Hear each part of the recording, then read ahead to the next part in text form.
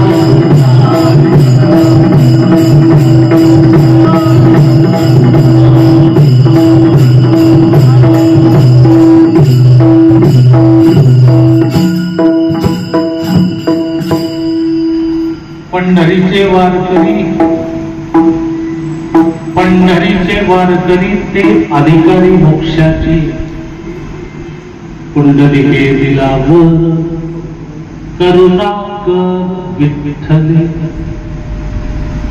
मूढ पापी जैसे तैसे मूढ पापी जैसे तैसे उतरी कासे लावणी पुंडलिका दिलावर करुणा कर विठ्ठले तुका म्हणे खरे झाले तुका म्हणे खरे झाले एका बोले संतांच्या पुंडलिका दिलावर करुणा कर विठ्ठले पांडुरंगा करू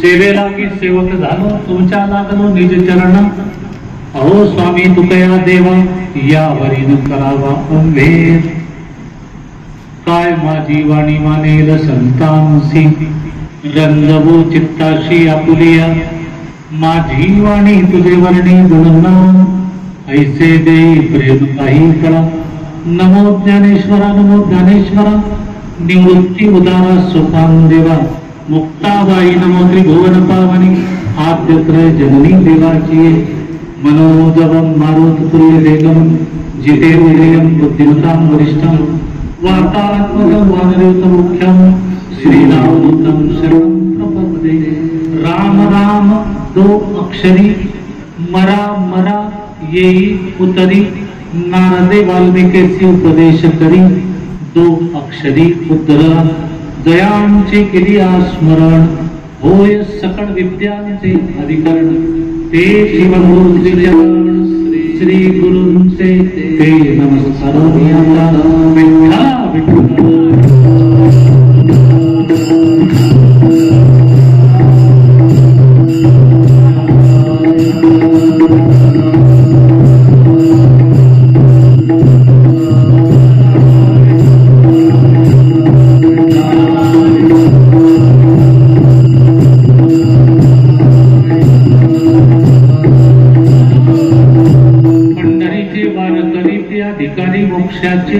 पुंडलिका दिला वर करुणा कर विठ्ठले।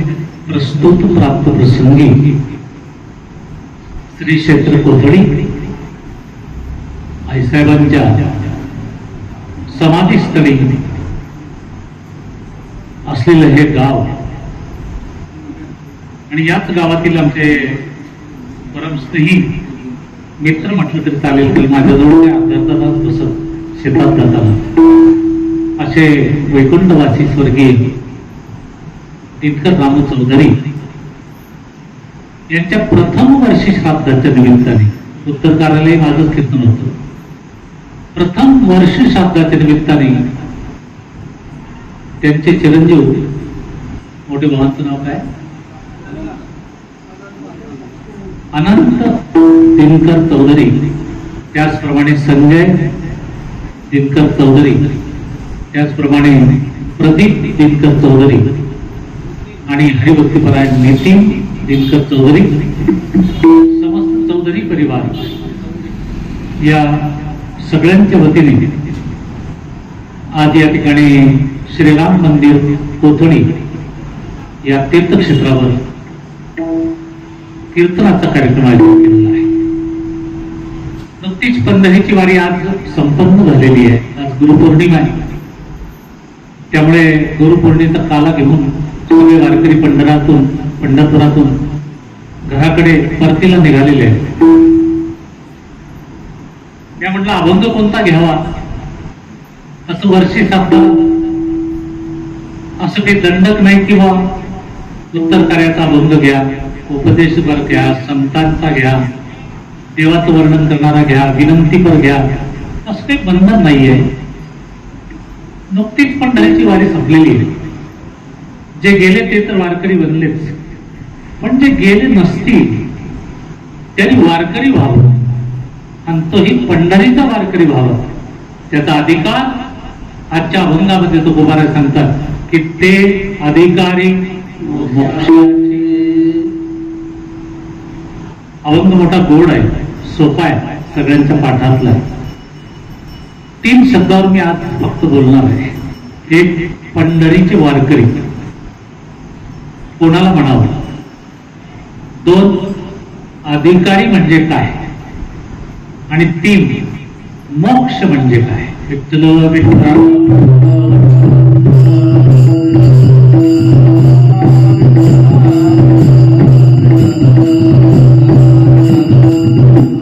सर्वप्रथम या ठिकाणी सर्व संयोजक आणि श्रोतृ वर्गाची जाहीर माफी मागतो।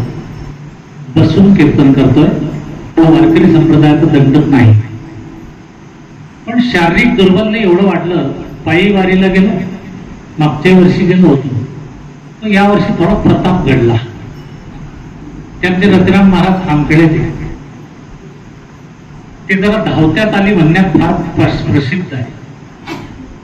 बुलढाणा घाटात त्यांनी धावत्यात आली म्हटले, अल्हारीची वारी आणि पिंगळा। मग सगळे वारीतले लोक कुदायला लागले, मी बी कुदलो, पावली खेळायला लागलो। अगोदरच पाय मोडलं, पट्टी टाकली, त्या कुदल्यामुळे कुठेतरी स्क्रू सरकला आणि त्या दिवसापासून काठी लागली। अख्खी वारी काठी घेऊन केली, पण गेलो, पंढरपूरला पोहोचलो। म्हणून बसावं लागतंय, म्हणून माफ करा। पंढरीची वारी ही आपल्या कुलदैवताची वारी आहे. वारकऱ्यांचं कुलदैवत पंढरपूरचा पांडुरंग आहे. संतांची वारी वेगळी, देवाची वारी वेगळी. पण दोघांमधला समन्वय असा आहे की आपला वारकरी संप्रदाय इतका श्रेष्ठ आहे की संतांची वारी सुद्धा देव करतो. मुक्ताबाईच्या वारीला प्रत्यक्ष पांडुरंग परमात्मा पादुका आल्या होत्या, देवाच्या पादुका आल्या होत्या. म्हणजे वारी आणली त्यांनी पंढरपूर. आणि देवाची वारी संत करतात. आईसाहेब 6 जूनला गेल्या, 3 जुलैला पोहोचल्या. हा एक समन्वय फक्त वारकरी संप्रदायामध्ये सापडतो. त्याचं कारण असं आहे की इथे यारे यारे लहान याती बलत्या, इथे उच्च नीच काही नेणे भगवंत तिष्ठे ठाव भक्ती देखून. वारकरी संप्रदायामध्ये देव मोठा नाही आणि संत छोटे नाही, किंवा संत मोठे नाही आणि देव छोटा नाही. दोघांना समसमान अधिकार आहे. त्यामुळे देव आणि भक्तातला देव म्हणे नाम्या पाहि,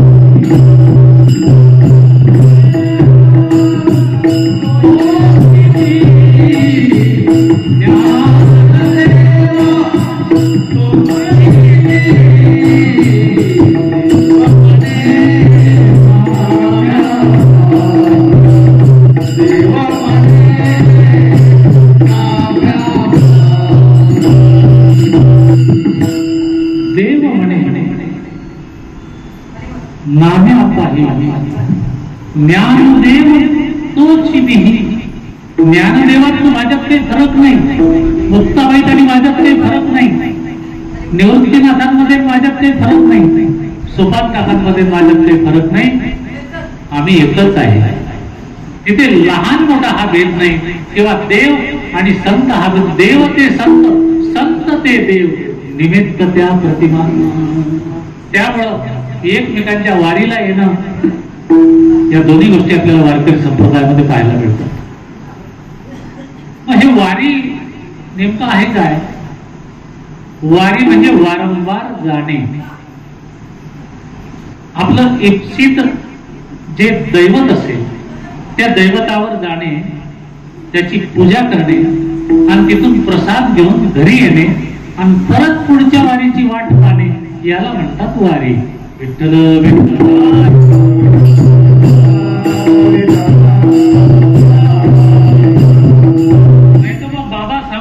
झाली पण एक वारी आमची. बरं, एकदा जाऊन आलो बरं मी पायपाय वारीला. कारण बाबा म्हणत एकदा जरी वारी कर, याने एकदाच केली, ती एकदा केली तो वारकरी नाही. पंढरपुरामध्ये या वर्षी 28 लाख लोक होते, रेकॉर्ड ब्रेक.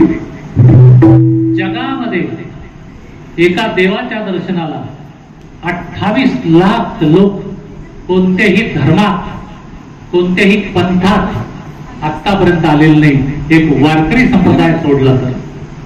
28 लाख लोक वारीला, रेकॉर्ड ब्रेक झाला. पण हे जे 28 लाख लोक आलेले होते, हे सगळेच वारकरी होते का? त्याच्यात काहींच्या गळामध्ये माळा नव्हत्या. काही लोक पंढरपूरला आले होते पण धंदा करायला आले होते. कोणी खेळणे विकले, कोणी बुक्का विकला, कोणी कुंकू विकलं, कोणी ते पोळपाट लाटणे विकले, कोणी ते प्लास्टिकचे कव्हर विकले, आणि काही लोकांनी तिथे जाऊन दाढ्या केल्या आणि त्याचं दुकान मांडलं. पंढरपूरला आले, वारीला आले, पण वारकरी नाही झाले. आणि याच्याही पेक्षा वेगळा वर्ग जो 25% होता तो राजकारणी. हे सगळे जमा झाले. आता आमचा पंढरीचा पांडुरंग गोळा आहे की सगळ्यांवर कृपा करतो का? तेव्हा संतांनी सांगितलं, आता दृष्टी पुढे ऐसाची,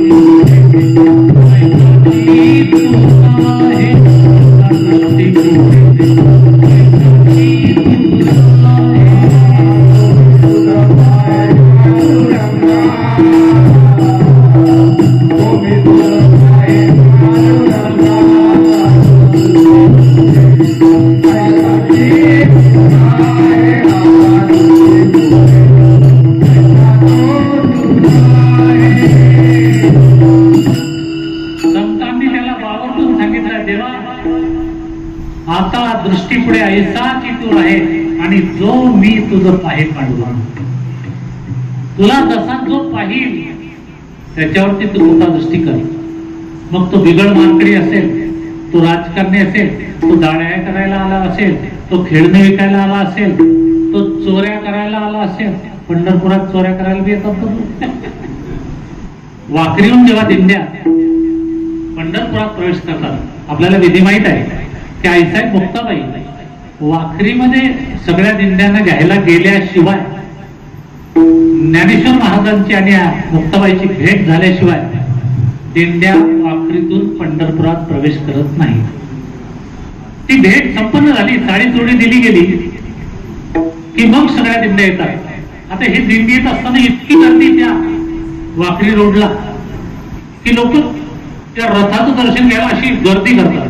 मग त्या गर्दीमध्ये हे चोर काय करतात? कोणाचा मोबाईल मारतात, बाईची चेन मारतात, कोणाच्या खिशातले पैसे काढतात. वारीलाच आले ते बी, पण चोऱ्या करायला. त्यामुळं वारकरी हा शब्द वेगळा आणि पंढरीची वारी करणारे हा शब्द वेगळा.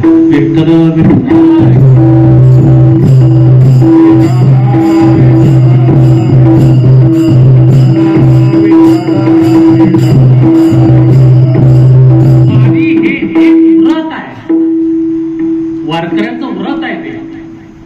तशी बाकीची व्रत वैकल्य करतो आपण. आपल्या हिंदू धर्मात अनेक व्रत आहेत. आताच तुम्ही वट सावित्री पौर्णिमेचं व्रत केलं. माता भगिनी 7 जन्म हाच पती मिळावा असं का बरं म्हणतात? 7 इतके धागे का बरं म्हणता बाया माहिती नाही. 7 जन्म त्याचीच अवस्था. तो कसा बी असला कसा बी तरी 7 जन्म हाच मिळावा म्हणून धागा बांधतात का? त्यांना माहित आहे की याला सोडलं की याच्यापेक्षा खट्याळ जर ताब्यात पडला पुढच्या 7 जन्मानंतर तर काय करतात? त्याच्यामुळे यालाच माग बाबा तू जसा असशील तसं. कारण वातावरण विचित्र आहे. रोज नवीन नवीन उदाहरणं पाहायला मिळत आहे. म्हणून ते अगोदरच करारनामा करून घेतात देवाबरोबर की देवा धागा बांधला, 7 जन्म तरी बदलू नको, आम्ही सांभाळून घेऊया कसा असतात. पण पुढचा येणारा कोण आणि याच्यापेक्षा खराब निघाला तर त्याच्यापेक्षा तो जन्मच नको. वट सावित्रीचं व्रत, एकादशीचं व्रत, पयोव्रत असे अनेक व्रत आपल्या धर्मामध्ये आहे. महिन्याभरात व्रत आहे. पण वारकऱ्याचं एकच व्रत आहे, ते म्हणजे वारी. नारद पंचरत्नामध्ये काही गोष्टी सांगितलेल्या आहेत. एक 5 गोष्टी जीवनामध्ये केल्या पाहिजे. एक अभिगमन, 2 उपरती, 3 श्रद्धा, 4 तितिक्षा आणि 5 समाधान. जर अभिगमन केलं तर समाधानापर्यंत तुम्ही पोहोचू शकता. अभिगमन म्हणजे काय? आपली जी इष्ट देवता आहे त्या इष्ट देवतेच्या गावाला, त्याच्या मंदिरापर्यंत जाणे, जाण्यानंतर तिथं पूजा साहित्य खरेदी करणे. देवाकडे वारीला जर गेले असाल तर रिकाम्या हाताने जाता येत नाही, लक्षात ठेवा. काय न्यायचं? देवाला काय आवडतं? तुळशी माळ गळा, गोपी चंदन टिळा,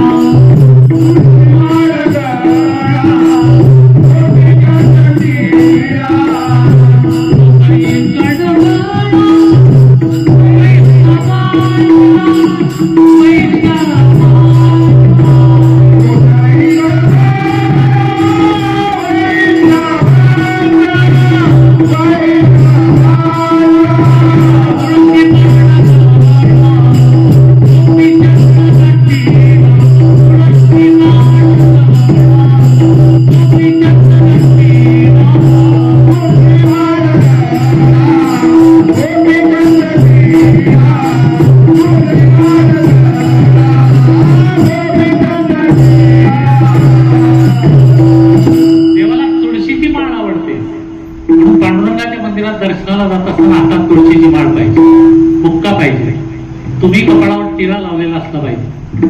या 2च गोष्टी देवाला फक्त प्रिय आहे. बुक्का घेऊन जा आणि तुळशीची माळ घेऊन जा.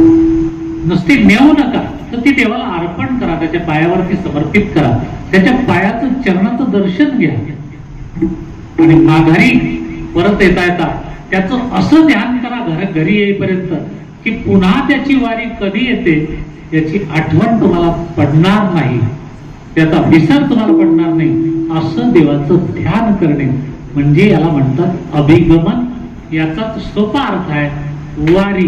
विठ्ठल विठ्ठल.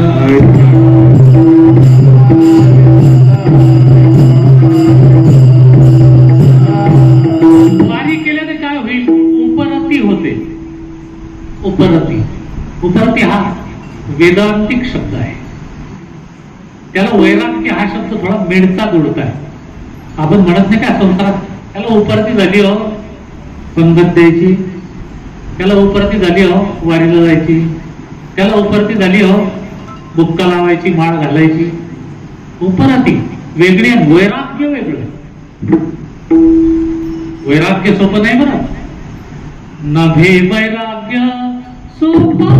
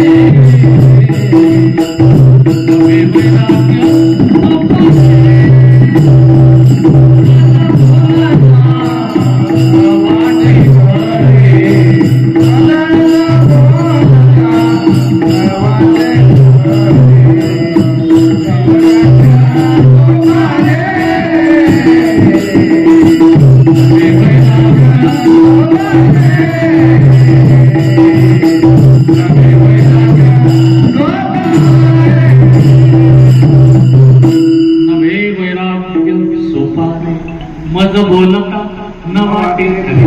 वैराग्य इतकं सोपं नाही आहे. विवेका सहित वैराग्य असावं लागतं. त्याच्यावर मी पुढे बोलणार आहे. उपरती होणे म्हणजे एक माणसाला इच्छा होणे, इच्छा प्रकट करणे म्हणजे उपरती होणे. तिसरा शब्द सांगितला होता मी, इच्छा. इच्छा, इच्छा म्हणजे देवाची पूजा करणे.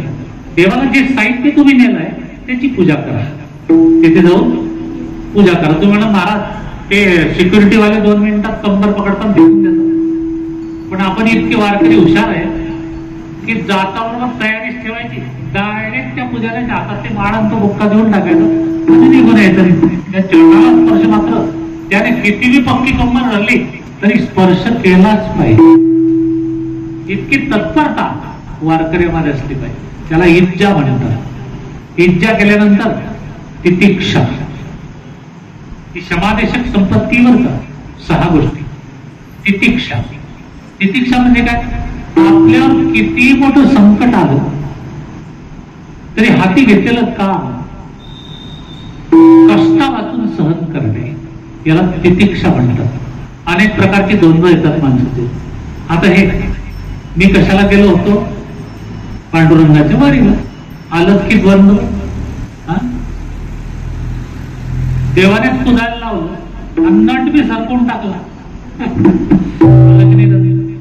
पण मी घाबरलो नाही किंवा बुलढाण्याहून मी एसटी पकडून घरी वापस नाही आलो किंवा घरी मी साधा फोन सुद्धा केला नाही की मला असं झालं. रस्त्याने त्या व्हिडिओ कॅसेट मध्ये एकदा त्यांना काठी दिसली तर मला फोन आला घरून, पाहू काठी कशी काय घेतली. म्हटलं असं असं झालंय.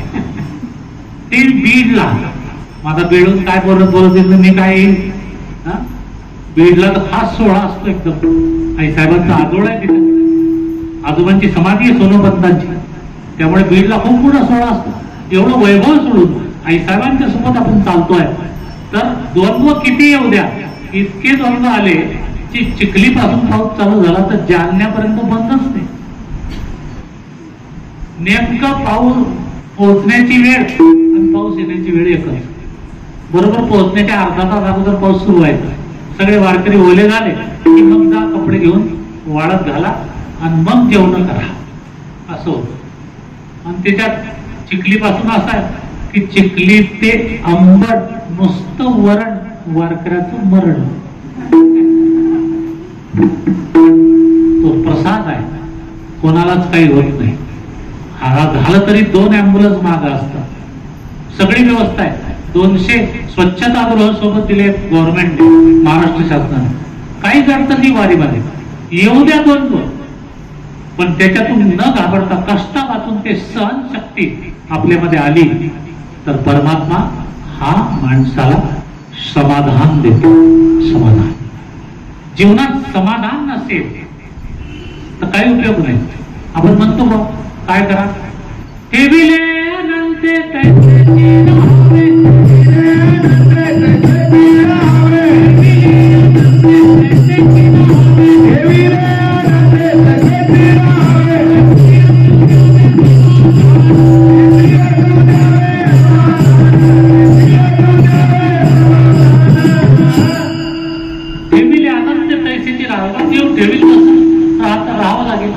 राहावंच लागेल ना. आपल्या हातात काहीच नाही. जन्मही आपल्या हातात नाही आणि मरणही आपल्या हातात नाही. तर जन्म मरण जर आपल्या हातात दिलं असतं ना देवानं तर रेशन कार्ड असाच झालं असतं. ज्याची सत्ता त्याचीच कार्ड, ज्याची सत्ता नाही ते म्हणतात तुमचा कुटुंबाचा वारसा संपला, सत्ता आमची आहे, फक्त आमच्याच घरी जन्माला येतील आमच्याच घरी बोलतील, तुमचं बंद. पण देव हुशार होता की पुढे लोक याच्यात बी हस्तक्षेप करतील म्हणून त्याने तो अधिकार जन्म मरणाचा त्याच्याजवळ ठेवला बरं. आणि त्यामुळे समाज आपल्या हातात एकदा चित्ती असू द्यावे. समाधान देवाने ठेवलं तसं राहावंच लागेल, तुमचा इलाजच नाही. पण तुमच्या चित्तात जर समाधान राहिलं तर देवाने तुम्हाला किती कटू अवस्थेमध्ये, खराब अवस्थेत ठेवलं आणि तुमचं चित्त समाधानी असेल तर देव तुमच्या द्वंद्वाची, दुःखाची, संकटाची काळजी घेतो. विठ्ठल विठ्ठल.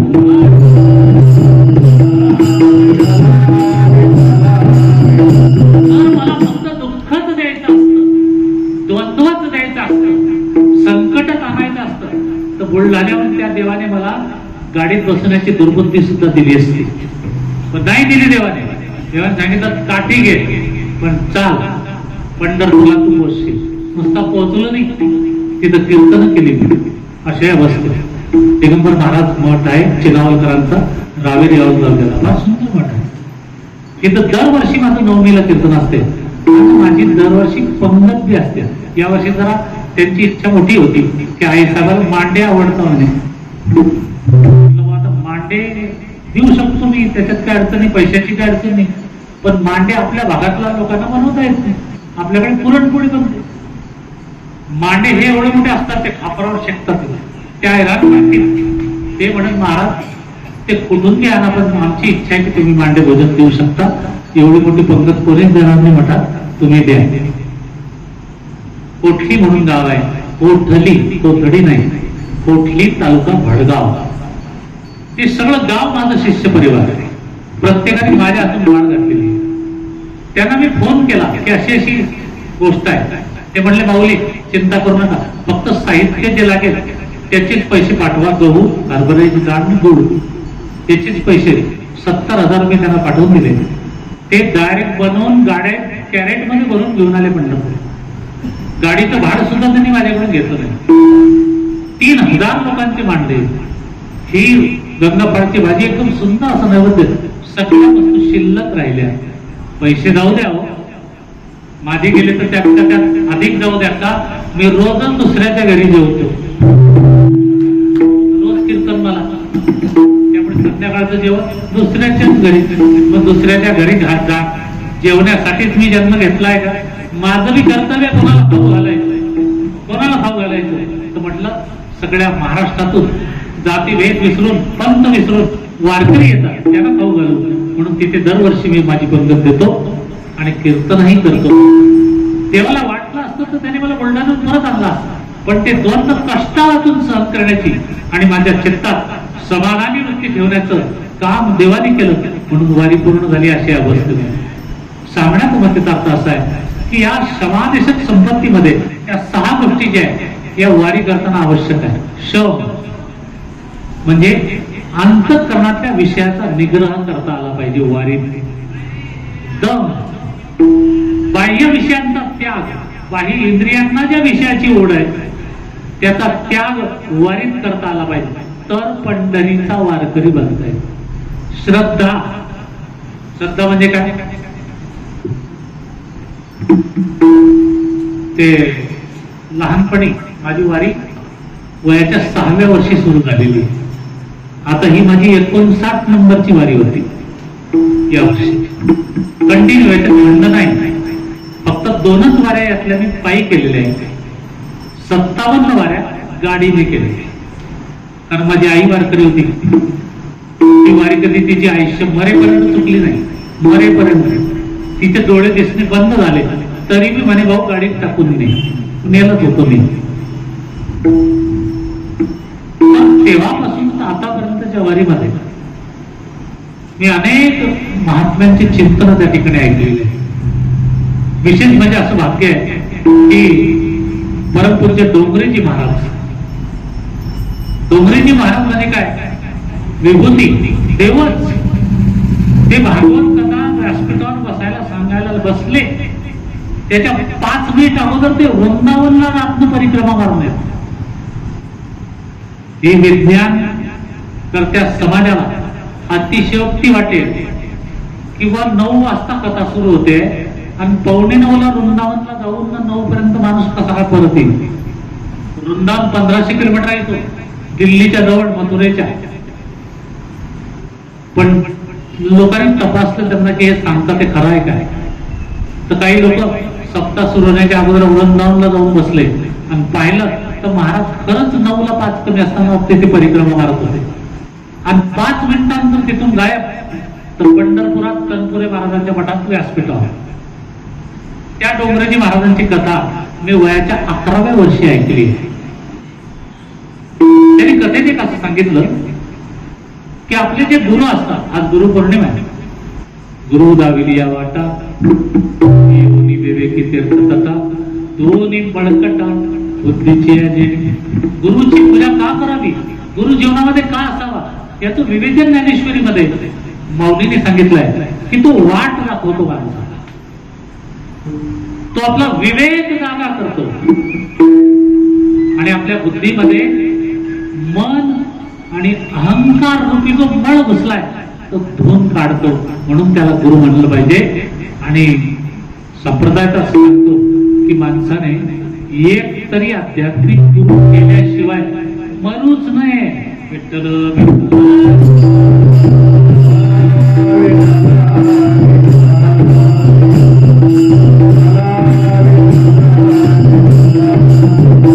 ज्याच्या जीवनात गुरु नाही त्याला पिशाच्य योनी प्राप्त होते. तुम्ही गरुड पुराण ऐका, पण त्या गरुड पुराणाचं व्याख्या झालंय काय सांगतो मला.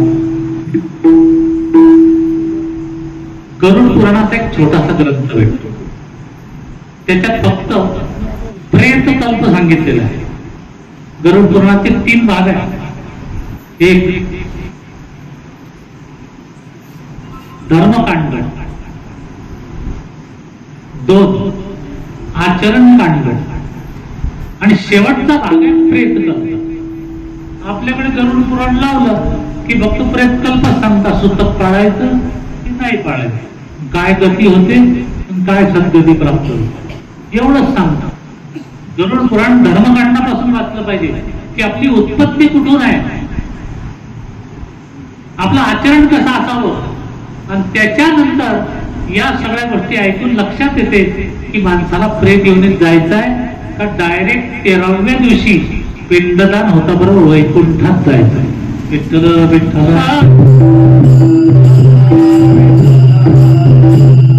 म्हणून कोणाला गरुड पुराण लावायचं असेल तर माझ्याकडे हा ओरिजिनल ग्रंथ आहे, ज्याच्यात 3 भाग आहे. जर तुम्हाला काम पडलं तर बिनधास्त घेऊन जा, केव्हाही न्या. त्याच्यात सगळे गैरसमज दूर केले. बरेच लोक म्हणतात गरुड पुराण घरात ठेवता नाही, असं काही नाही आहे. उलट गरुड पुराण पहिल्यांदा पाहिजे घरात, त्याला सद्गती प्राप्त होते. कारण त्याच्यात वाचल्यावर तसं आचरण करतो माणूस, त्यामुळे तो प्रेत योनीत जातच नाही. म्हणून गुरु दाविली वाट दाखवतो, आपल्याला मार्गदर्शन करतो, गुरुबल देतो. कारण गुरुबिन कोण जावे वाट बडा बिकट है यमघाट. ते यमघाटावर जाणं इतकं सोपं नाही, 1 वर्ष लागते. 1 वर्षानं देवाजवळ झालं. इतकी 1 वर्ष कोणी वाट पाहिली, किती हाल होतात ते. गरुड पुराणात आहे का सगळं, तिथे काही सांगत नाही. ते हाल सुचण्यापेक्षा गुरुबल तुम्हाला तारून नेईल, म्हणून गुरु पाहिजे जीवनामध्ये. तर डोंगरजी महाराज असं सांगायचे की आपल्या गुरुने जर आपल्याला सांगितलं की या कथेत ही समोर समई लावलेली आहे, पेटवलेली, ती समई नसून हे झाड आहे, हे झाड आहे, असं जर गुरुने शिष्याला सांगितलं तर शिष्याने काय करावं, हे झाड आहे हेच मान्य करावं. याला म्हणतात श्रद्धा. गुरुने जे सांगितलं ते जरी आपल्या मनाला पटलं नाही तरी ते मान्य करणं ही खरी श्रद्धा आहे. भले ते ऐकल्यानंतर तुम्ही गुरुला शांततेत नंतर विचारा किंवा हे झाड कसं काय, हे तर समई आहे, हे झाड मला वाटत नाही, तर मग ते झाड कसं आहे हे सिद्ध करून देण्याची जबाबदारी गुरुची आहे. तो तुम्हाला सिद्ध करून दाखवेल, कारण तो बोललाय ना की हे झाड आहे, तो सिद्ध करेल.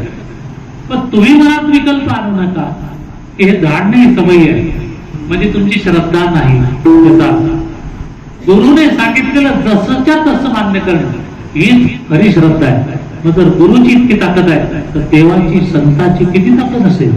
देवाने संताने जे जे सांगितलं, हे तर वडील जे जे करीती दया नाम धर्म ठेवीती हे रते अनुष्ठिती सामान. माझ्या वडिलांची निराशी का देवा, तुझी चरण सेवा अनुभव. आपल्या वाडवडिलांनी जे जे सांगून गेलेले त्याच्यावरती आपली श्रद्धा असली पाहिजे, ते जसं ते तसं स्वीकारलं पाहिजे. कारण असे कोणतेही वाडवडील नाही की जे स्वतःच्या मुलांचं अकल्याण होईल असं मार्गदर्शन करतील. असं एकही आई आणि बाप नाही. आणि जे वडिलांचं अहित चिंततील त्यांना आई बाप म्हणतच नाही. विठ्ठल विठ्ठल.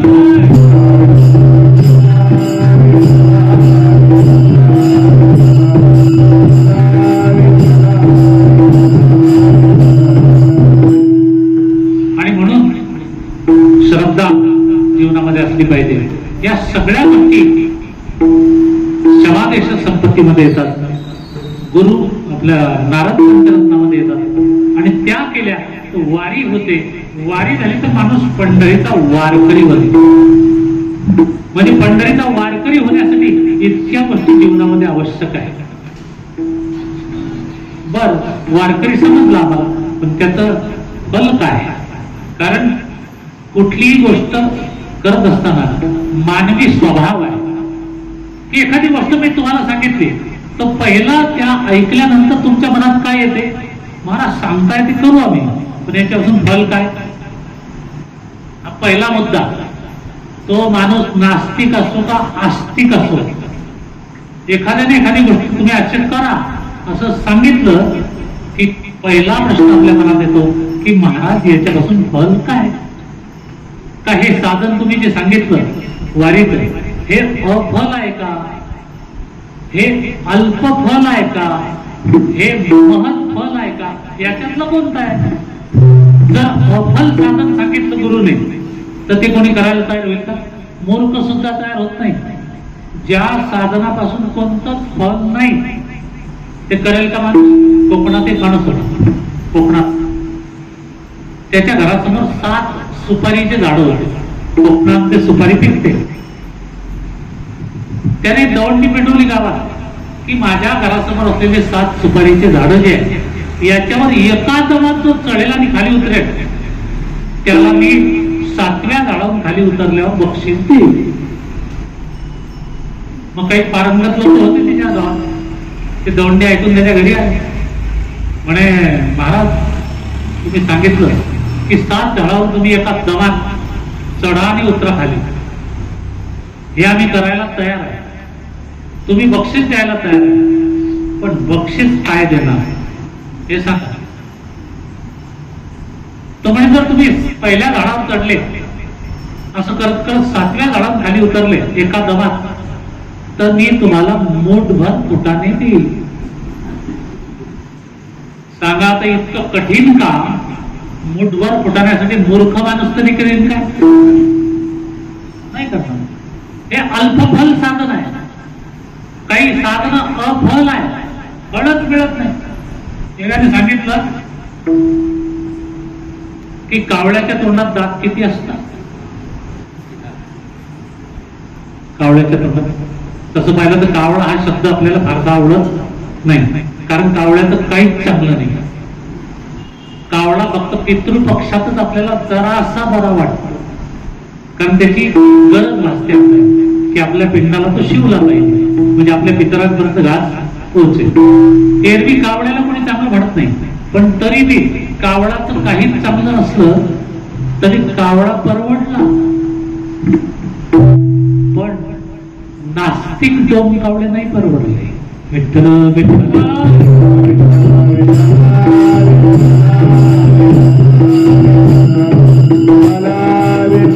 आता समजा एखाद्याने कावळ्याचे दात मोजले, 32 आहे, 64 आहे, 128 आहे, 256 आहे, 512 आहे, तर त्याच्यातला एखादी दात आपल्या दातात बसवता येईल का? आणि मोजून फायदा काय? एकाने सांगितलं म्हणे गाढवावर केस किती, मोजले, काय फायदा त्या केस मोजून? अंड्याचं वजन किती, काय फायदा? म्हणजे साधन तर आहे, कर्म तर केलंय, पण फल काहीच नाही, उपयोग काहीच नाही. असं अफल साधन एखादा कमी मूर्ख माणूस जरी असला तरी करीन काय? मूर्खही करणार नाही तर शहाणा तर करणारच नाही. म्हणजे अफल साधन चालत नाही, अल्पफल साधन चालत नाही. माणसाला महत्फल साधन पाहिजे की ज्या साधनापासून मोठ्यात मोठं फल मिळेल. मग असं एकच साधन आहे, तिला म्हणतात पंढरीची वारी. साधन कोणतं आहे, त्याचं फल काय आहे? अभंगाचं पहिलं चरण. पंढरीच्या वारी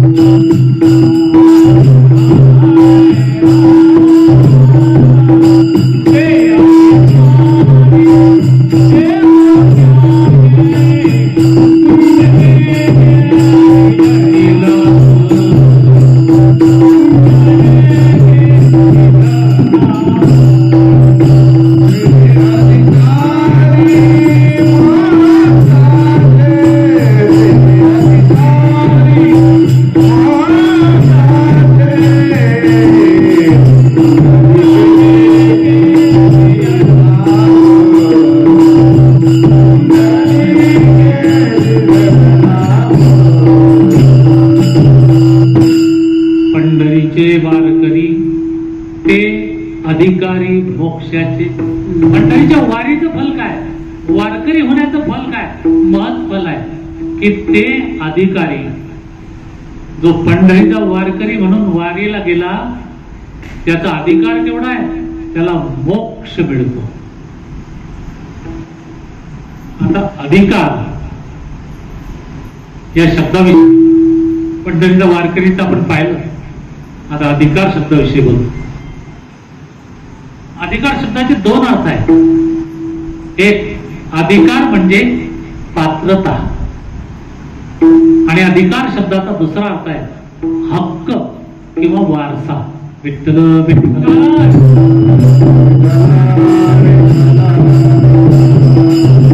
जो पंढरीचा वारकरी आहे त्याला मोक्ष मिळण्याची पात्रता प्राप्त होत असते. जो पंढरीचा वारकरी आहे त्याला मोक्ष मिळण्याचा हक्क आहे, वारसा आहे त्याचा. तो देवाला म्हणू शकतो की देवा मी तुझा वारकरी आहे, मला मोक्ष दे. या अधिकारवाणीने वारकरी सांगू शकतो, इतर कोणी नाही. आणि इतरांनी सांगितलं तरी देव ऐकत नाही. देव फक्त वारकऱ्याच ऐकतो, बाकीच्यांचं कोणाचंच ऐकत नाही देव. कारण त्याला माहित आहे महिना वारकरी काय काय दर महिन्याची वारी करतात. महिना वारकऱ्याचा मान एखाद्या मोठ्या कीर्तनकारापेक्षा बी जास्त आहे. पंढरपूर जे महिना वारकरी आहे त्यांना स्पेशल एंट्री आहे. त्यांना बारीत उभं राहावं लागत नाही, त्यांना पासची गरज नाही. त्यांचे चेहरे बी पाठ आहे त्यांचे, त्या मंदिरा समितीचे. जो महिन्याची वारी करतो त्याला ते डायरेक्ट एंट्री देतात की जा तुम्ही पहिले दर्शन घ्या देवाचं. कारण तो दर महिन्याची वारी करतो. वारकऱ्याचा अधिकार खूप मोठा आहे. ही पात्रता आपल्यामध्ये बी यावी वारकरी म्हणून. तर ती कशाने येईल? त्याच्यासाठी वारकरी संप्रदायामध्ये एक साधन चतुष्टय सांगितलेलं आहे. वारी हे साधन आहे. मग तो चतुष्टय कोणता? तो वारी करणाऱ्याकडे पहिले विवेक असला पाहिजे. वारकऱ्याकडे पहिले वैराग्य असले पाहिजे. वारकऱ्याकडे पहिले तितिक्षा असली पाहिजे. आणि वारकऱ्याकडे पहिले मुमुक्षुता असली पाहिजे. या चार गोष्टीचा साधन चतुष्टय ज्याने पूर्ण केला त्याला पंढरीच्या वारकरी होण्याचा अधिकार प्राप्त होतो. आणि ज्याला अधिकार प्राप्त झाला त्यालाच मोक्ष आहे. विठ्ठल विठ्ठल.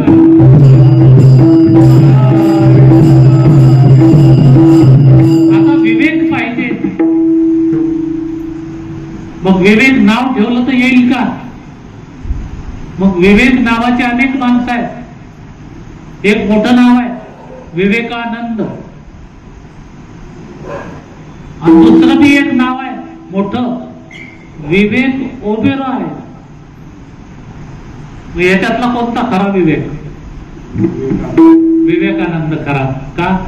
विवेक ओबेरॉय ना कुठल्या अध्यात्माशी जोडलेला, ना कोणती वारी, ना कोणती भक्ती. त्याचं एकच काम बघतं पिक्चर काढणे, डान्स करणे आणि विकृत दर्शन दाखवून समाजाचे संस्कार बिघडवणे. त्याच्यातून कसला विवेक आहे? विवेक असतात त्याने अशी कृत्य केली नसती आणि समाजावर त्याचा विपरीत परिणाम झाला नसता. विवेक याचा अर्थ काय? विवेक शब्दामध्ये विच नावाचा धातू आहे. विच म्हणजे पृथक्करण करणे. आपल्या समोर जे आलाय, आपल्या समोर काय येते? काही गोष्टी सत्य येतात आणि काही असत्य येतात. असं मिश्रण येते आपल्याकडे. सत्य असत्याचं, खऱ्या खोट्याचं मिश्रण येते आपल्याकडे. सुख नुसतं सुख येत नाही आपल्याकडे, सुखाचं एक दुःख येते. नुसतं पवित्रता येत नाही आपल्यामध्ये, अपवित्रता पण त्याच्या जोडीला येते. सुख दुःख, पवित्र अपवित्र, द्वैत अद्वैत, हे सगळं मिश्रण होऊन आलंय आपल्या समोर.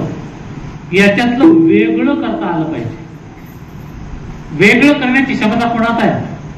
राजहंसामध्ये. चातुचिनी सांडसे, बया आणि पाणी वेगळं करतो तो.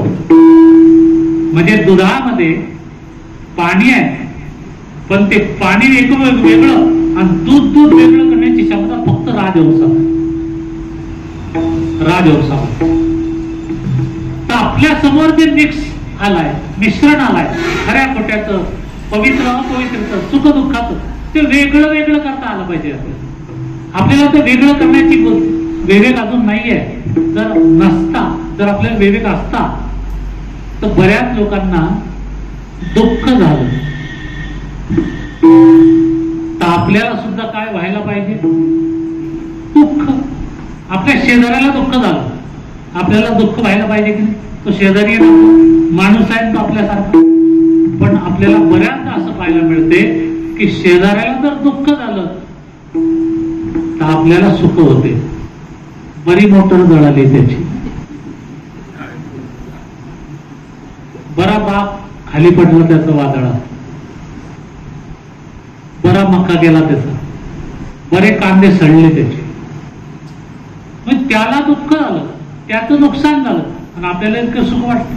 म्हणजे आपण सुख आणि दुःख हे जे मिश्रण आहे हे वेगळं करू शकलो नाही. सुखाला सुख म्हणणं, दुःखाला दुःख म्हणणं, याला वेगळं करणं म्हणतात. पण ज्याला दुःख आहे त्याला सुख म्हणतोय आम्ही, मानतोय, आणि जे सुख आहे त्याला दुःख वाटतंय. जे पवित्र आहे त्याला अपवित्र म्हणतोय आम्ही, आणि जे अपवित्र आहे त्याला पवित्र म्हणतोय आम्ही. त्यामुळे मिसळून आलाय. अहो, पत्नीने सांगितलं, म्हणजे सांगतेच पत्नी मला तरी, जावं जरा तांदूळ घेऊन या पूजा रेडीमेड, पूजा सुपर शॉपी मधून. मग तांदूळ घेणं काही विशेष आहे का? गेले हो, 2 किलो तांदूळ देतो, महिनाभर पुरतील. मी काय थोडा थोडा भात खा, खिचडी एखाद्या वेळेला 2 किलो पुरे होऊन जातात आम्हाला. 2 जण आम्ही घरी, मुलगा. मग तांदूळ घरी आणले. आता मला एक सांगा, तुम्ही कोणते बी तांदूळ घरी आणा, त्याच्यात खडे असता की नाही हो? मग खडे जर त्याच्यात आहे आणि तांदूळ बी त्याच्यात आहे तर तुम्ही घरी काय सांगता?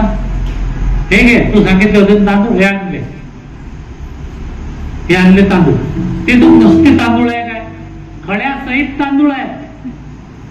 म्हणजे याचा अर्थ तुम्ही तांदूळ खरेदी करत असताना जर तुमचा विवेक जागा असता तर तुम्ही निवडलेले तांदूळ दे रे हो असं मागितलं असतं. की ज्याच्यात खडे नाही, ज्याच्यात वेगळं केलेलं आहे ते तांदूळ तुम्ही मागितले असते. पण तुम्ही म्हणले फक्त की तांदूळ दे. मग तो ते 4-5 प्रकार असतात. हा बासमती आहे, हा मोका आहे, हा काली मूछ आहे, हा मोका आहे, टमुका आहे, हा चिन्नोर आहे, मी सांगतो.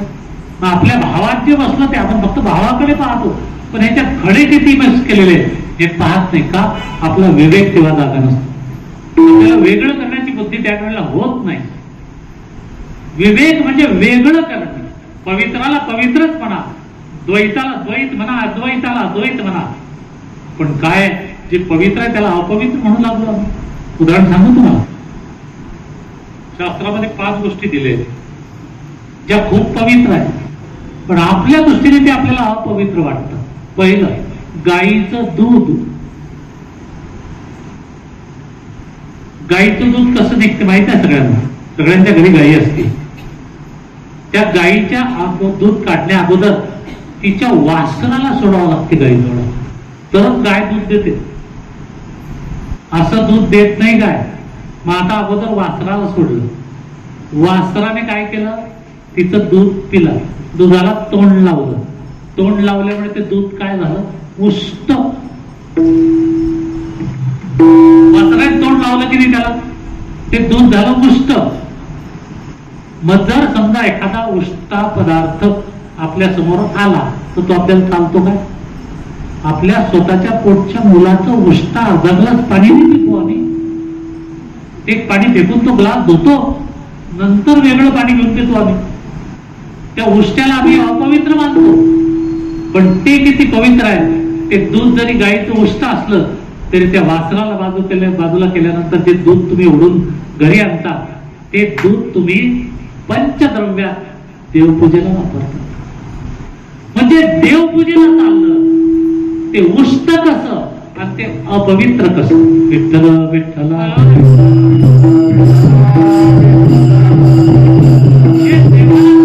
पवित्रच मानावं लागेल, पण त्याला अपवित्र उष्ट म्हणून चालणार नाही. दुसरा पदार्थ पदार्थ सांगू. मध. मध कसं तयार होते? मधमाशी फुलावर बसते, त्या फुलातले गोड कण मकरंद म्हणतात त्यांना, ते आपल्या तोंडात घेते आणि जिथं तिथं पोळं जाळं असेल त्याच्यात नेऊन ओकते, उलटी करते. तोंडातून बाहेर टाकणे म्हणजे काय? उलटी करणे. म्हणजे मध काय आहे? मधमाशीने उलटी केलेला पदार्थ आहे. बरोबर? हे मान्य आहे की तुम्हाला? उलटी केलेला पदार्थ आहे. आता सांगा, एखाद्याने उलटी तुमच्या समोर केली की थांबाल का तुम्ही? तुम्हालाच उलटी होईल पाहून. इतकं किळस तुम्हाला आपल्याला ते वाटतं. तो उलटी केलेला पदार्थ आम्हाला चालत नाही, तो अपवित्र मानतो आम्ही. मग आता मध काय? मधमाशी मी जीवच आहे की नाही? तिने उलटी केलेला पदार्थ आहे तो. पण तोच पदार्थ, तेच मध पोळ्यातून काढून तुम्ही पंचद्रव्यात टाकून देवावर टाकता का नाही? देवपूजेला. म्हणजे देवपूजेला चाललं ते अपवित्र कसं मानता? विठ्ठल विठ्ठल.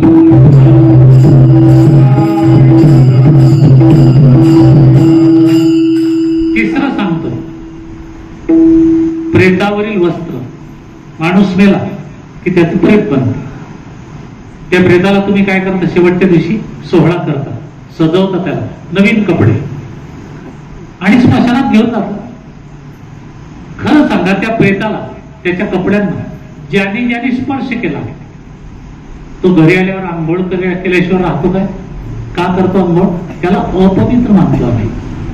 ते प्रेताच्या कपड्याला स्पर्श झाला, ते अपवित्र आहे. इतके अपवित्र मानतो की त्याला घरी बी आणत नाही, जाळून टाकतो. इतके अपवित्र. पण तेही किती पवित्र आहे एका उदाहरणाने मी आपल्या लक्षात आणतो. रेशीम उद्योग माहिती आहे तुम्हाला? रेशीम उद्योग, रेशमाचे किडे असतात, जीव, ते विकत आणावे लागतात. शेतात त्यांना तुतीची पानं खाऊ घालून वाढवावे लागतात. ठराविक वाढ झाली रेशीम किड्याची की तो आपल्या शरीरातून एक पदार्थ, एक द्रव बाहेर टाकतो आणि त्या द्रवापासून एक धागा बनतो. त्याला रेशमाचा धागा बनतात. तो काय करतो? तो धागा स्वतःच्या अंगाभोवती लपटतो. असा लपटतो की गुंडाळून गुंडाळून गुंडाळून तो रेशीम किडा त्याच्यातच गुदमरून मरतो. आता किडा मेला म्हणजे जीव मेला, मेला म्हणजे ते प्रेत झालं. आणि तो नवीन धागा म्हणजे त्याच्यावरचं काय झालं? वस्त्र. पण तो रेशमाचा धागा जरी त्या रेशीम किड्याच्या प्रेताचं वस्त्र जर असलं तरी तो किती पवित्र आहे की तो त्याच्यापासून बनवलेलं पितांबर आमच्या देवाला आवडतो. देव नसतो. तुळसी हार गडा कासे पितांबर, तुळसी हार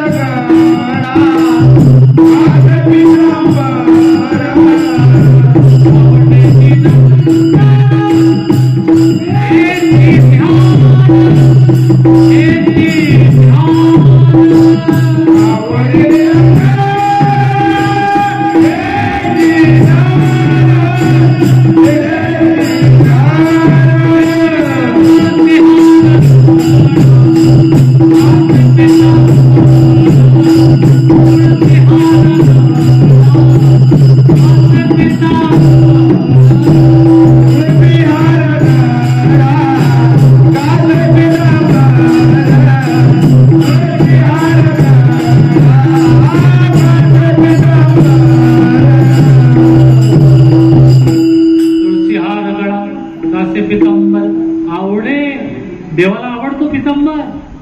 तो कशात आहे? प्रेतावरचं वस्त्र आहे. मग त्या प्रेतावरचं वस्त्र देव नेसला, जगाचा मालक नेसला, ते अपवित्र म्हणण्याचा काय अधिकार तुम्हाला? ते अपवित्र असूच शकत नाही. अजून सांगू द्या ना, कावळ्याची विष्ठा. मग अशीच सांगितलं कावळ्याचं काहीच चांगलं नाही, मग त्याची विष्ठा कशी काय चांगली असेल? पण कावळ्याची विष्ठा अशी आहे की ती अपवित्र आहे तुमच्या आमच्या दृष्टीनं, पण तिच्यातून 2 बिया बाहेर पडतात त्या विष्ठेत. एका बी पासून तयार होतो वड आणि दुसऱ्या बी पासून तयार होतो पिंपळ. वडाचं पिंपळाचं झाड तुम्ही विकत बी आणून लावा, जगत नाही, जगलं तरी टिकत नाही. जी बी कावळ्याच्या विष्ठेतून कावळ्याच्या पोटातून वाफवून आली आहे, तिचाच पिंपळ बनतो आणि तिचाच वड बनतो. मग पिंपळ आणि वड कावळ्याच्या विष्ठेतून आलेले वृक्ष आहे, झाड आहे, पण त्यांची किंमत वारकरी संप्रदायामध्ये किंवा हिंदू धर्मामध्ये केवढी आहे की प्रत्यक्ष देव मानलं दोघी झाडांना. विठ्ठल विठ्ठल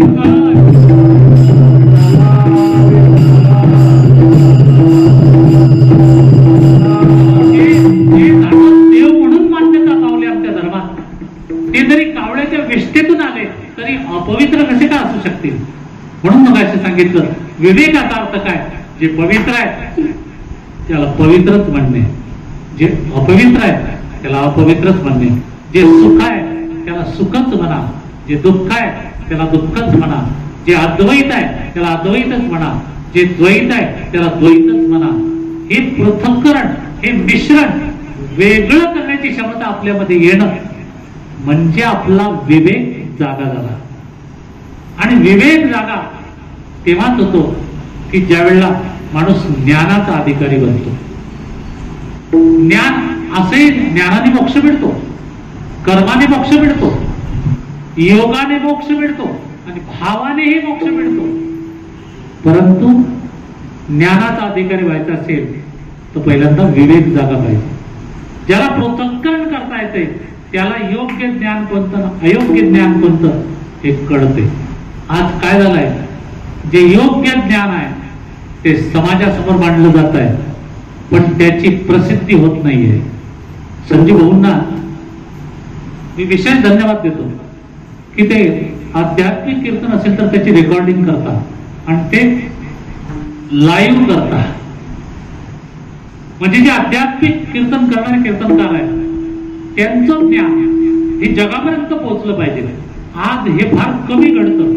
तुम्ही युट्यूबला जाऊन पहा, फेसबुकला जाऊन पहा, व्हॉट्सअपला जाऊन पहा, तुम्हाला अशाच कीर्तनाच्या क्लिप भेटतील की ज्याच्यात पिक्चरचे गाणे, ज्याच्यात संसारातल्या गप्पा, ज्याच्यामध्ये पिक्चरमध्ये डायलॉग, ज्याच्यामध्ये चित्र विचित्र संसारातले दृष्टांत, याचीच भरती जास्त आहे.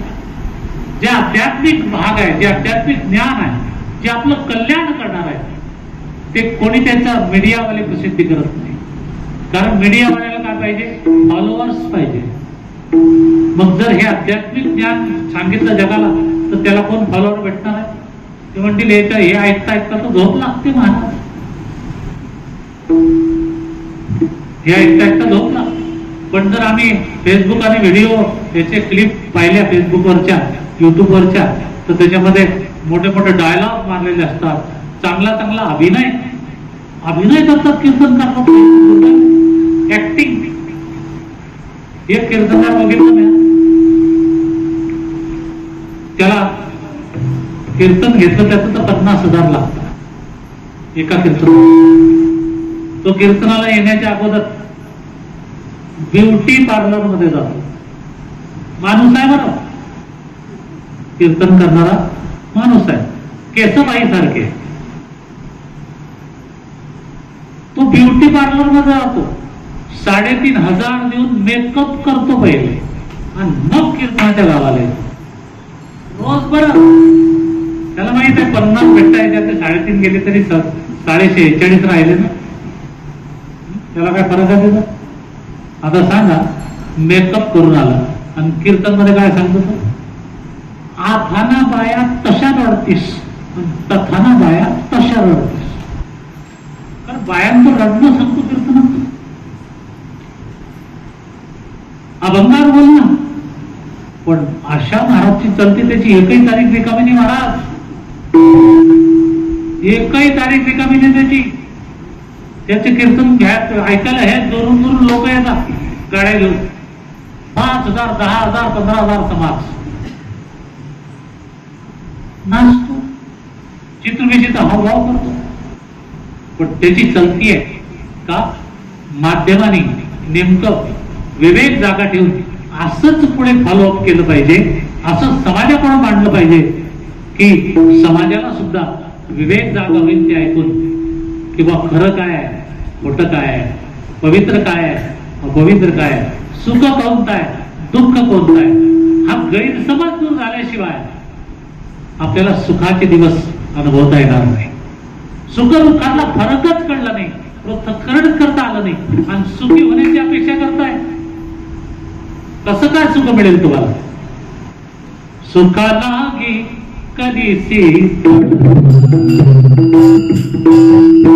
सुखालागी कधीसी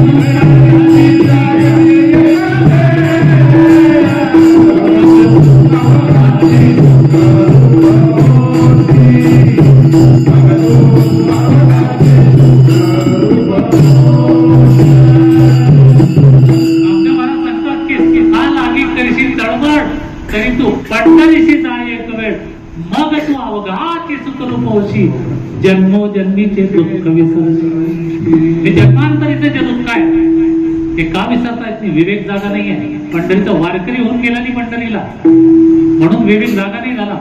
विवेक जागा झाला तर सुख दुःख वेगळं वेगळं करता येईल, प्रत्येक गोष्ट वेगळं करता येईल आणि योग्य गोष्ट स्वीकारण्याची बुद्धी माणसात आली की योग्य प्रकारचं ज्ञान आपल्या जवळ येईल. नाहीतर अज्ञानाचीच धरी जास्त आहे. पण योग्य ज्ञान ते ज्ञान पैगा भरवे, जरी का मनियत या नावे, तरी संता या भजावे सर्वस्वेची. संताला भजत भजत संताच्या सोबत पंढरीची वारी करा, वारकरी बना, तर योग्य प्रकारचं ज्ञान त्या वारीतून तुम्हाला प्राप्त होईल. वारीत बरंच काही शिकता येते. मी 2 वर्षापासून पायी चाललोय, तो माझाही बराच अभ्यास झाला. कारण वारीमध्ये जे हनुमान चाली म्हटल्या जातात तसं कुठेच नाही हो, कुठेच नाही. एकदम विविधता आणि वेगवेगळ्या चाली, फडकरी चाली आणि अशा अभंग की तुम्ही कधी ऐकले नसतील.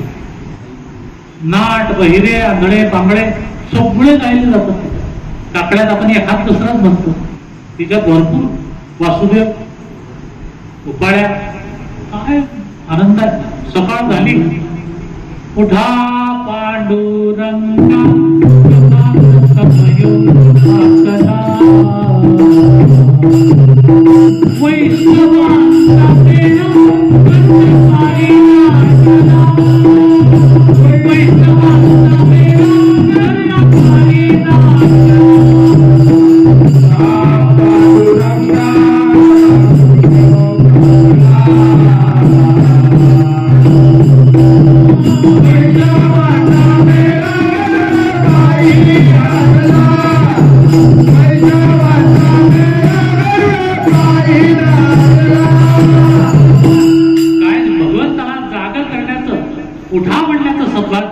वारीत या काकड्यामध्ये आपल्याला मिळत असतं.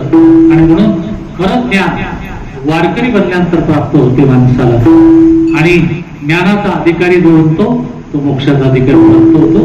पण त्याला फक्त नुसता विवेक असून चालत नाही, तो वैराग्य पाहिजे. ते वैराग्य सोपं नसतं. नुसतं वैराग्य नाही तर तितिक्षा केली पाहिजे. त्याने तितिक्षा, द्वैत अद्वैत याची विभागणी त्याला करता आली पाहिजे. आणि तितिक्षा झाली तर तो मोक्ष बनला पाहिजे. म्हणजे मोक्ष मिळण्याची तीव्र इच्छा, मोक्ष इच्छिती इति मुमुक्षुतः, मोक्षाची तीव्र इच्छा आपल्या मनामध्ये निर्माण झाली तर हा साधन चतुष्टय संपन्न झाला की तुम्ही ज्ञानाचे अधिकारी होता. तसं कर्माचा अधिकारी होता येते, तसं भक्तीचा अधिकारी होते, तसं योगाचा अधिकारी होता येते. आणि या प्रत्येकाच्या अधिकारातून माणसाला मोक्षाची प्राप्ती होते. पण इतक्या गोष्टी करण्यापेक्षा एक सोपी गोष्ट आहे, ते म्हणजे पंढरीचे वारकरी ते अधिकारी मोक्ष. ते अधिकारी मोक्षाचे, ते अधिकारी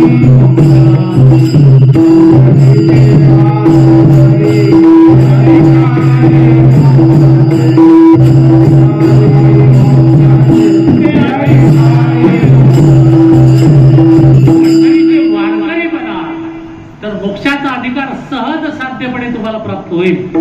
आणि हा पंढरीच्या वारकऱ्याला मोक्ष मिळवून देण्याचा अधिकार किंवा ही व्यवस्था कुणामुळे झाली, कशी झाली, याचं उत्तर अभंगाचं दुसरं चरण. कुंडली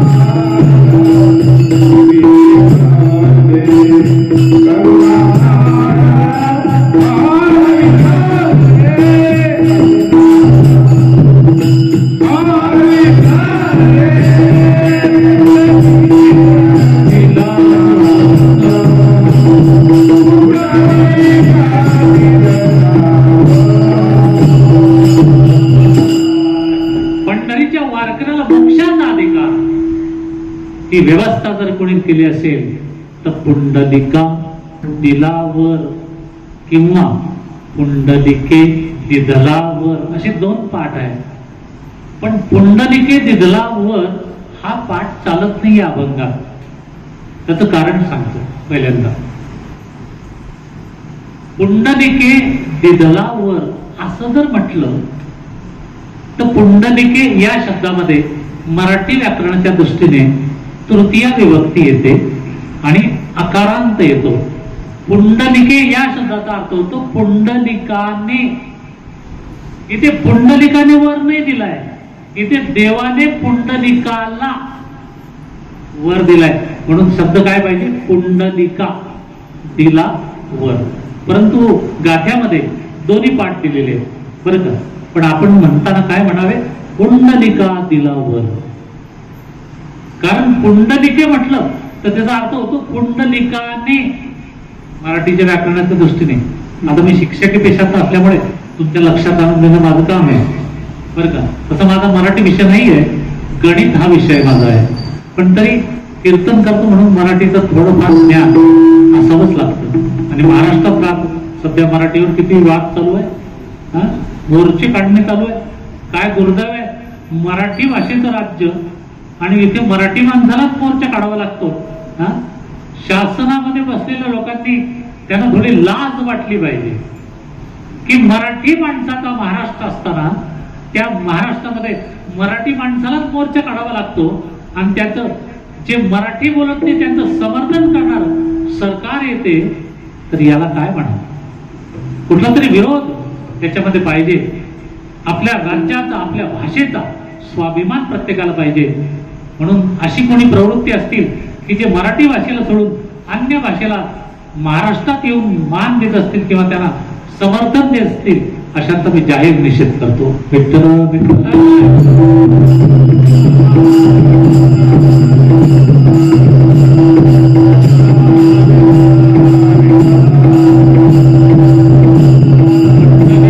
दिलावर करुणा कर विठ्ठल.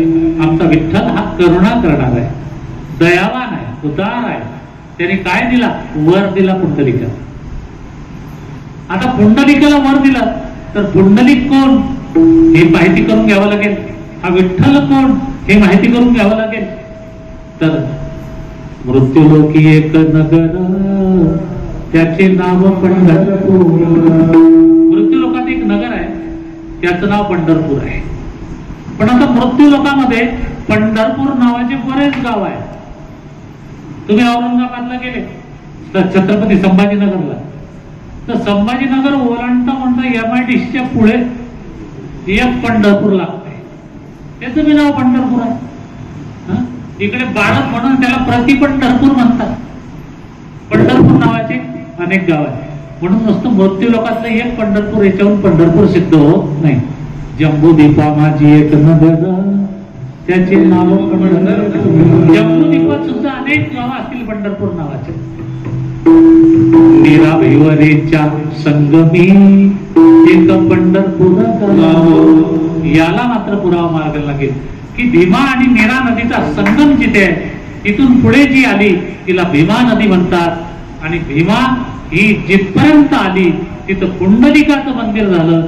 आणि त्या पुंडलिकाच्या मंदिरापासून पुढे चंद्राच्या कोरप्रमाणे वळलेली चंद्रभागा आली. तिच्या तीरावर जे नगर तेच पंढरपूर. विठ्ठल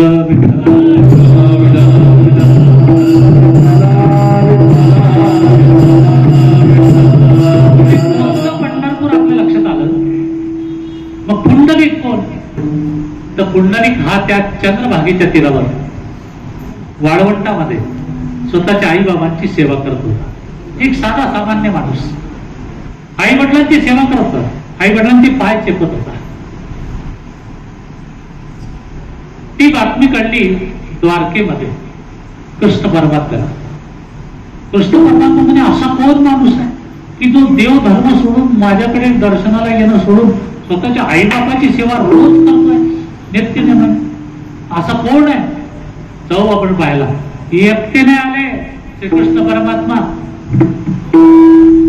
चतुर्भुज नारायण स्वतः तर आला, पण 16,000 बाईला रे. 16,000 नाऱ्या घेऊन आला. सगळे सौंगणी घेऊन आला. पेंद्या सुदामा वडे वेड्या वाकड्या वडी भद्र सगळ्यांना घेऊन आला. बलराम वसुदेव सगळ्यांना. कुठे आला? पंढरपुरात आला. पुंडलिकाच्या भावार्था गोकुळाहुनी आला. गोकुळातला कृष्ण आपल्या सौंगड्यांसमोर समवेत आपल्या सगळ्या गोपिकांसमवेत पंढरपुरात आला. पुंडलिकाचा भाव पाहून पुंडलिकाची भक्ती पाहून आणि सांगितलं पुंडलिका अरे मी आलोय बरं. मी श्रीकृष्ण परमात्मा द्वारकेहून तुला भेटायला आलोय. तुला दर्शन द्यायला आलोय. सांग कुठे थांबू? पुंडलिकाला ऐकू गेलं. पुंडलिका म्हणे देवा चुप हळू बोल. म्हणे का? जर तू जोरात बोलायला लागला आणि मी जर पाय चेपणी सोडून तुझ्या दर्शनाला आलो तर माझे आई वडील झोपतायत. नुकतीच त्यांना झोप लागते. त्यांची जर झोप मोडली तसे पाप माझ्यावर पडेल. म्हणून देवा बोलू नकोस. अरे मॅडम किती वेळ उभं राहू? तुला उभं राहायला आसन फेकतो. एक वीट होती जवळ, ती वीट फेकली. त्या विटेवरती दोन्ही पाय जोडले देवाने, कमरेवर हात ठेवले आणि उभं राहिलं. परत विचारलं अरे पुंडलिका झालं नाही का? अजून लागली नाही का झोप? म्हणे देवा तुला काय सांगितलं? मौन धर. आता तुला सांगतो. नच जावे माझे गावी हुनी तू. तू माझ्या गावात जायचं नाही देवा. म्हणून तुला पाय जोडून उभं केलाय मी. कारण ज्याचे पाय जोडलेले असतात त्याला चालता येत नाही. चालण्यासाठी एक पाय पुढे लागतो आणि एक मागे लागतो तर चालता येते. म्हणे देवा तुला वीट एवढी सीमित दिली आहे की त्याच्या बाहेर तुझा पाय जाऊ शकत नाही. नच जावे देवा तू माझे गावी हुनी. आता याच्या पुढे माझ्या गावात तू जायचं नाही. किती गोष्टी सांगता लक्षात ठेवा. पहिलं काय सांगितलं? मौन धर. दुसरं काय सांगितलं? आता इथे आलाय इथून पुढे जाऊ नको जोपर्यंत माझ्या आई वडिलांची झोप पूर्ण होत नाही. तिसरं म्हणे देवा जेवढे तुझ्याकडे येतील या काळात, मी इकडे तर आई वडिलांजवळ आहे, पण जेवढे तुझ्या जवळ येतील तुला पाहायला तुझ्या दर्शनाला त्या सगळ्यांवरती कृपा कर, ते कसे बी असत. शरणागत दिनार्था, त्या शरणागताला तू जवळ घे, त्यांच्यावर कृपा कर. मग ते कसे असतील त्याचं वर्णन आलेलं आहे. मूड पापी जैसे तैसे उतरी कासे लावले. ते मूड असू दे, पापी असू दे, कोणी असू दे, बिगर वारकरी असू दे, पण त्यांच्यावर कृपा कर, त्यांचं शरणागती स्वीकार. तिसरा वर दिला. आणि चौथा वर दिला की तुझी वारी म्हणून जे करायला इथे पंढरपुरात येतील त्यांना मोक्ष दे. हा चौथा वर दिला. आता एकाच व्यक्तीला इतकी वर देता येतं का? वराचं शास्त्र सांगितलं वेदांत. जर माणूस क्षत्रिय असेल तर त्याला 2 वर मागण्याचा अधिकार देवाला म्हणतो. लक्षात ठेवायचा विषय आहे. क्षत्रिय असेल त्याने किती वर मागावे? 2. वैश्य असेल त्याला फक्त 1च वर मागण्याचा अधिकार आहे. शूद्राला वर मागण्याचा अधिकारच नाही. आणि 2 पेक्षा कितीही वर मागण्याचा अधिकार फक्त ब्राह्मणाला आहे. याचा अर्थ स्पष्ट आहे. पुंडलिकाला जर देवाने 4 वर दिले तर याचा अर्थ पुंडलिक ब्राह्मण होता. विठ्ठल विठ्ठल.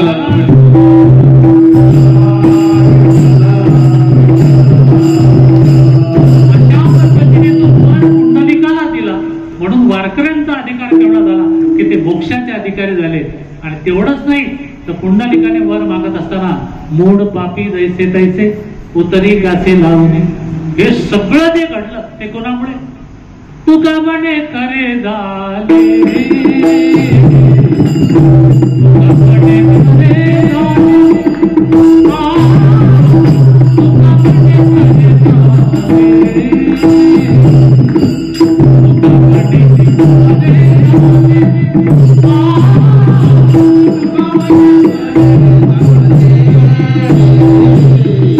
तुका म्हणे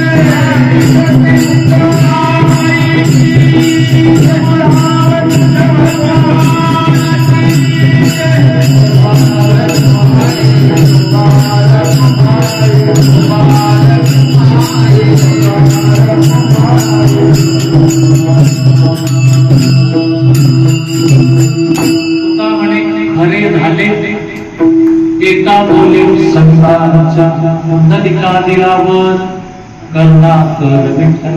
पुंडलिक हा एक संत होऊन गेला, त्याचे बोल खरे ठरले.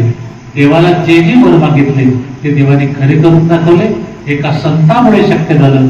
आणि म्हणून आपण म्हणून या शरण जावे सर्व भावे संताशी, आणि नंतर म्हणून या शरण जावे सर्व भावे देवा. अगोदर संताला शरण जा, आणि संतांच्या समवेत जर पांडुरंगाकडे तुम्ही वारकरी होऊन गेले तर तुम्हाला मोक्ष मिळेल.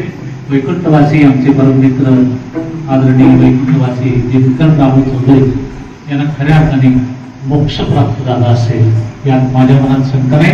कारण त्यांच्या जीवनामध्ये त्यांचा स्वभाव, त्यांच्या आचरण आणि त्यांनी मुलांना दिलेले संस्कार हे सिद्ध करतात की निश्चितपणे ते मोक्षाचे अधिकारी आहे.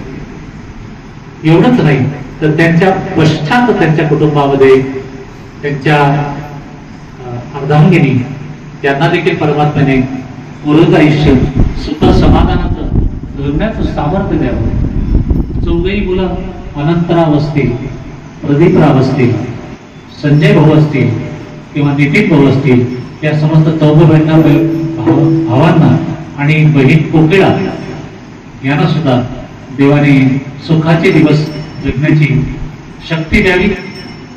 उत्तमोत्तर त्यांच्याकडून परमार्थ करण्याची सद्बुद्धी त्यांना द्यावी. आणि समस्त कुटुंबाला पंढरीचं वारकरी बनवण्याचं सामर्थ्य त्यांना द्यावं. आणि त्यांच्याकडून पंढरीची वारी घडून, माऊलींची वारी घडून, आईसाहेबांची वारी तर त्यांच्या गावातच आहे, ते करतातच, परंतु पंढरीची वारी त्यांच्याकडून व्हावी अशी सद्बुद्धी परमात्म्याने त्यांना द्यावी, शक्ती द्यावी. त्यांच्या कीर्तनामध्ये केवळ चौधरी कुटुंबीयच नाही तर समस्त कोथळी ग्रामस्थांना परमात्म्याने ही संधी देऊन त्यांना मोक्षाचे अधिकारी बनवावं अशी देवाच्या चरणी प्रार्थना करतो. संयोजकांचे आमचे संजीवभाऊ गावचे पोलीस पाटील आहेत.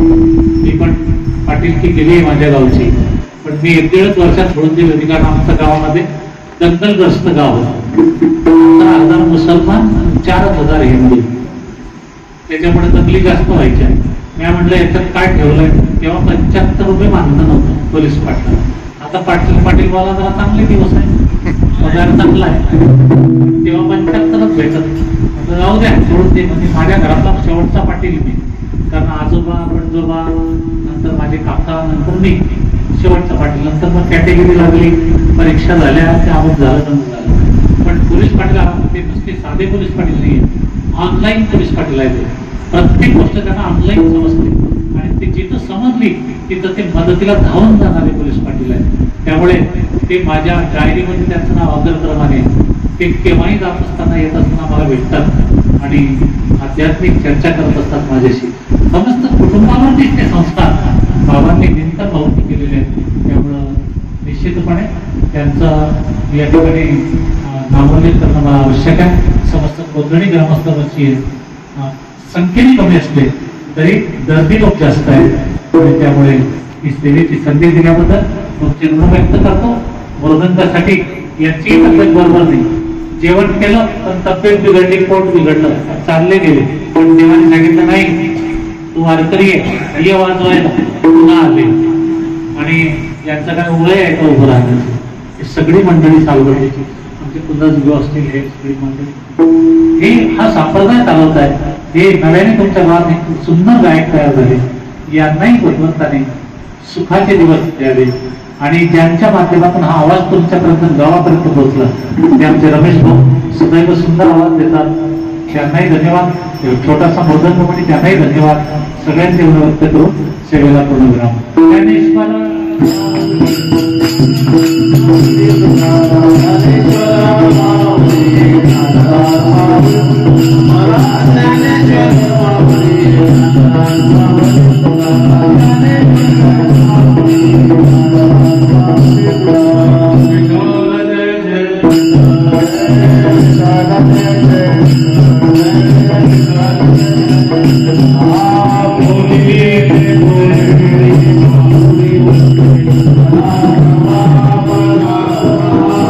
you.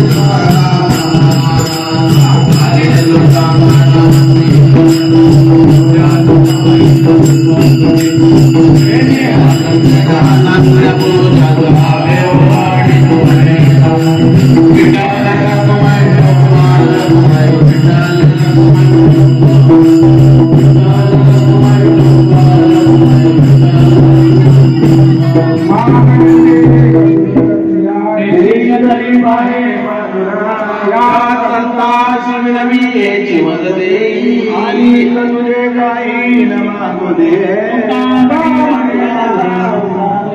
मज देवी काही सदा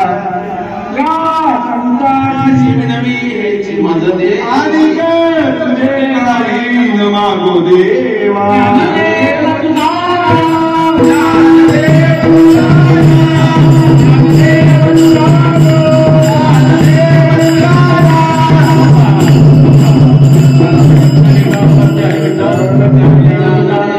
पंढरीनाथ भगवान की आदि शक्ती भक्ता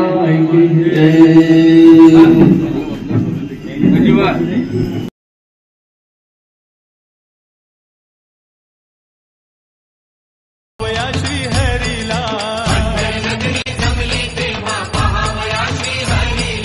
विठ्ठल विठ्ठल विठ्ठला हरिओम विठ्ठला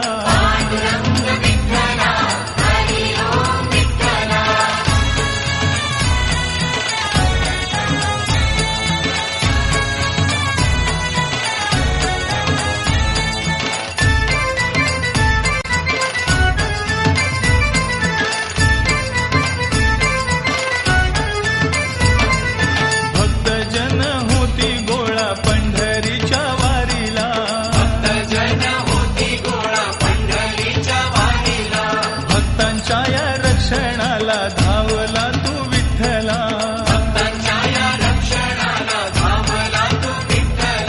संत नाम देवा संग जेवला तू विठ्ठला पांडुरंग विठ्ठला हरिओम विठ्ठला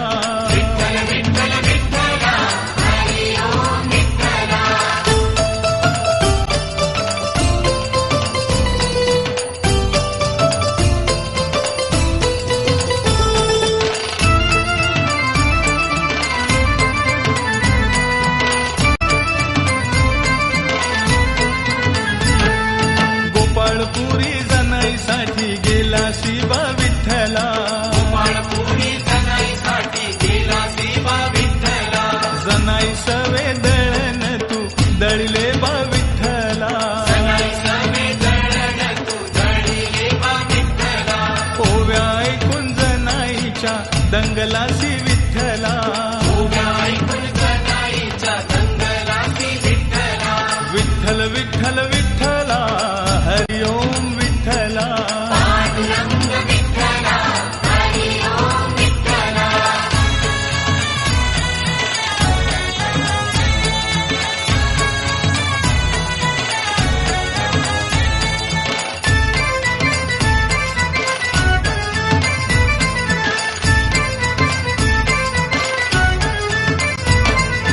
अलंकार विसरून या गेला शिवा विठ्ठला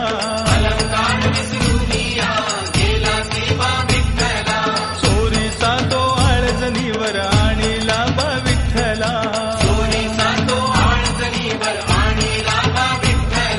सुळावरी देता धावून या गेला शिवा विठ्ठला पांडुरंग विठ्ठला हरिओम विठ्ठला